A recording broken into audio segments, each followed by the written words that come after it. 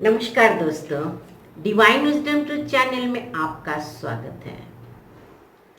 आज हम बाइबल से जॉन 3 अध्याय 31 और 32 पद में देखते हैं कि ईसा मसीह ने क्या कहा है।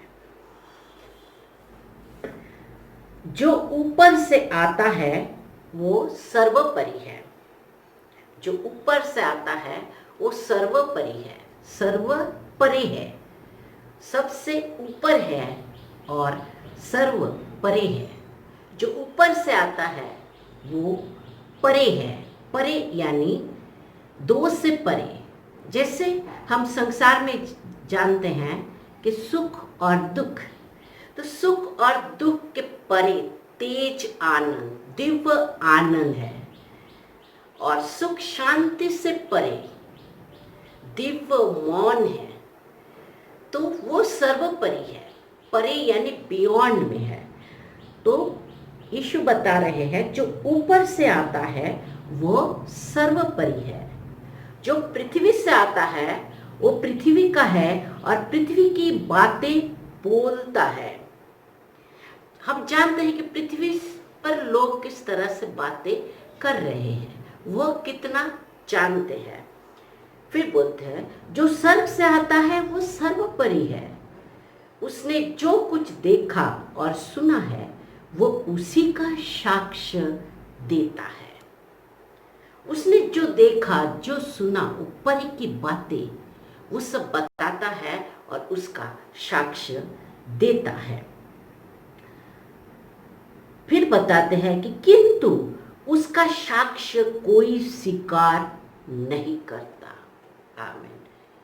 बता रहे हैं यीशु कि जो बताते हैं, बताया जाता है, वो साक्ष्य देता है, मगर उसका साक्ष्य कोई सुनने के लिए तैयार नहीं होता है, सुनना नहीं चाहता है। दोस्तों, यीशु ने जो बातें बताई है वो बहुत ही गहराई में है और हम आज इस बात को बहुत ही सहज सरल शब्दों में, सहज भाषा में इसे हम जानेंगे। दोस्तों, इसे ऐसे समझे कि एक जंगल है और उस जंगल में कुछ लोग रहते हैं और सभी की आंखों पर एक पट्टी बंधी हुई है और वे सभी उसी तरह से ही हर काम करते हैं। वे झोपड़ी बनाते हैं, जानवरों को पालते हैं और पेड़ से फलों को तोड़कर खाते हैं। उनकी सारी गतिविधि इसी तरह से चलता है और उनके आंखों पर पट्टी बंधी हुई है, इसलिए वे कई बार ठोकर खाते हैं, चीजों से टकराते हैं, लड़खड़ाते हैं और इससे उन्हें बहुत दिक्कत होती है और बहुत परेशानियां झेलने पड़ते हैं। मगर क्या करें, उन्हें तो ये भी नहीं पता कि उनके आंखों पर पट्टी बंधी हुई है। बस इसी तरह से जीते आए हैं और जी रहे हैं। ऊपर से कोई आता है मगर उसके आंखों पर पट्टी बंधी हुई नहीं रहती है।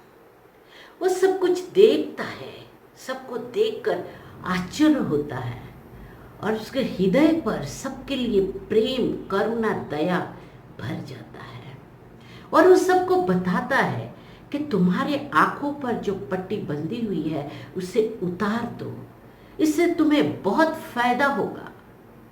मगर वे लोग ये बात सुनने के लिए तैयार ही नहीं है।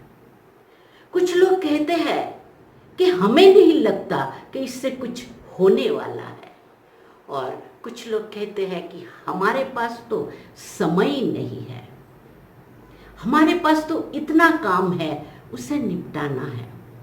मगर दोस्तों, आप इन्हें क्या कहेंगे? आप कहेंगे कि तुम मूर्ख हो। अगर आंखों से पट्टी हटा दी तो तुम्हें सब कुछ साफ साफ दिखाई देगा, काम करने में आसान हो जाएगा, सारा काम सहज सरल होगा और काम जल्दी होगा और तुम्हें ठोकर भी नहीं लगेगी। मगर उन्हें कौन समझाए? मगर कुछ लोगों ने उस पर विश्वास किया, उसकी बातें सुनी और अपनी आंखों से पट्टी हटा दी और वे जीना सीख गए और अमर हो गए।